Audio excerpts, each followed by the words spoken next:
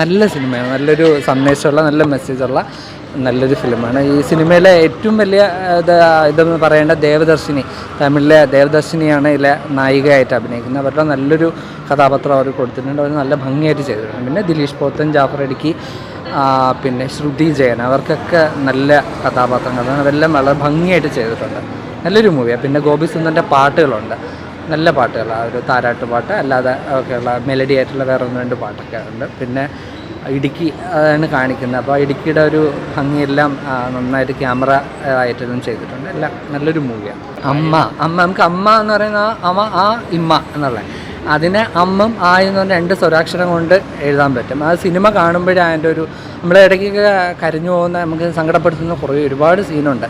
കാരണം വളരെ നമ്മുടെ സമൂഹത്തിൽ നടക്കുന്ന കാര്യങ്ങളാണ് കാണിക്കുന്നത്. പാഠക ഗർഭധാരണം, പിന്നെ നമ്മുടെ ഈ ദത്തെടുക്കൽ, അതൊക്കെയാണ് അതിൻ്റെ സബ്ജക്റ്റ്. അതിൽ യാതൊരു എന്താ പറയുക എക്സാജറേഷനും ഇല്ലാതെ നല്ല ഭംഗിയായിട്ട് സിനിമ ചെയ്തിട്ടുണ്ട്. നല്ലൊരു മൂവി, എല്ലാവരും വന്ന് കാണേണ്ട ഒരു നല്ലൊരു ഫാമിലി മൂവിയാണ്. ഇങ്ങനെയാണ് ഈ സിനിമയിലെ ഹൈപ്പർ ആയിട്ട് നിൽക്കുന്ന ദിവദർശിനി. അവർക്ക് ഒരു മലയാളത്തിൽ ആദ്യമായിട്ട് ചെയ്യുന്നതാണ്, പക്ഷേ അവർക്ക് നല്ലൊരു കഥാപാത്രം ചെയ്യുന്ന അവർ വളരെ ഭംഗിയായിട്ട് ചെയ്തിട്ടുണ്ട്. പിന്നെ ദിലീഷ് പോത്തൻ, ജാഫർ ഇടുക്കി, ശ്രുതി ജയൻ, അവർ 3 പേർക്കും നല്ല കഥാപാത്രം ചെയ്തിട്ടുണ്ട്. അവർ ഭയങ്കര നന്നായിട്ട് ചെയ്തിട്ടുണ്ട്. അത്ര നല്ലൊരു മൂവിയാണ്. ഇത് പറയുന്നത് ഇവരുടെയൊക്കെ പെർഫോമൻസാണ്. പിന്നെ നല്ലൊരു കഥയാണ്. കാരണം ഇന്ന് നമുക്ക് സമൂഹത്തിൽ നടക്കുന്ന കാര്യങ്ങളാണ് ഈ കാണിച്ചത്. കേരളത്തിൽ അങ്ങനെ അധികം നമ്മൾ കേൾവിയില്ലാത്തതിന് ഈ വാടക ഗർഭധാരണം, സരഗസി വളരെ, പക്ഷേ നമ്മൾ മറ്റ് സ്റ്റേറ്റുകളിലൊക്കെ ഇത് ഒരുപാട് കേൾക്കുന്നതും അവിടെയൊക്കെ ഇതുമായിട്ട് ബന്ധപ്പെട്ട് ഒരുപാട് ഇഷ്യൂസ് നടക്കുന്നത്. പിന്നെ സരഗസി തന്നെ ബിസിനസ്സായിട്ട് കൊണ്ട് നടക്കുന്ന ആൾക്കാരുണ്ട്. പിന്നെ ഞാൻ കൂടുതൽ പറഞ്ഞ ആ കഥയുടെ ഇതിലോട്ട് പോകും. കാണാൻ താല്പര്യമുള്ളവർക്കത് ഒരു ഇതായിപ്പോവും, സ്പോയിലറായിപ്പോവും.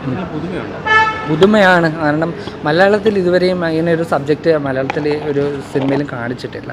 ഒരു പുതിയ ഇതായിട്ട് ഒരു എഴുത്തുകാരനെ പ്രത്യേകിച്ച് സമ്മതിച്ചു കൊടുക്കണം. നമ്മൾ വേറിട്ടൊരു കഥ നമ്മൾ മുമ്പ് കേട്ടിട്ടുള്ള ഒന്നുമല്ല, വളരെ പുതുമയായിട്ട് ചെയ്തിട്ടുണ്ട്. തോമസ് സെബാസ്റ്റ്യൻ പുള്ളി നന്നായി ഡയറക്റ്റ് ചെയ്തിട്ടുണ്ട് എല്ലാം. പിന്നെ വിഷ്വലായിട്ടായാലും എല്ലാം നന്നായിട്ട് എല്ലാ ഡിപ്പാർട്ട്മെൻറ്റും നല്ല ഭംഗിയായിട്ട് ചെയ്തിട്ടുള്ള നല്ലൊരു മൂവി. എല്ലാവരും കുടുംബസമേതം വന്ന് കാണാൻ പറ്റുന്ന, യാതൊരു വൃത്തികേടും ഇല്ലാത്ത, ഒന്നും അസഭ്യമോ ഒന്നുമില്ലാത്ത, യാതൊരു ബഹളവും ഇല്ലാത്ത നല്ലൊരു സിനിമ.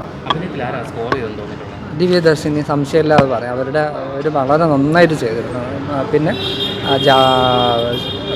നമ്മുടെ ദിലീഷ് പോത്തൻ, പിന്നെ ജാഫർ ഇടുക്കി പുള്ളി സ്ഥിരം ചെയ്യുന്ന പോലെ വളരെ സ്വാഭാവികമായിട്ട് ഒരു സിനിമ. പ്രത്യേകിച്ച് ഇടുക്കിയിൽ ആണ് ഇതിൻ്റെ പശ്ചാത്തലം കാണിച്ചിട്ടുണ്ട്. അപ്പോൾ വളരെ നന്നായിട്ട് പുള്ളി ചെയ്തിട്ടുണ്ട്.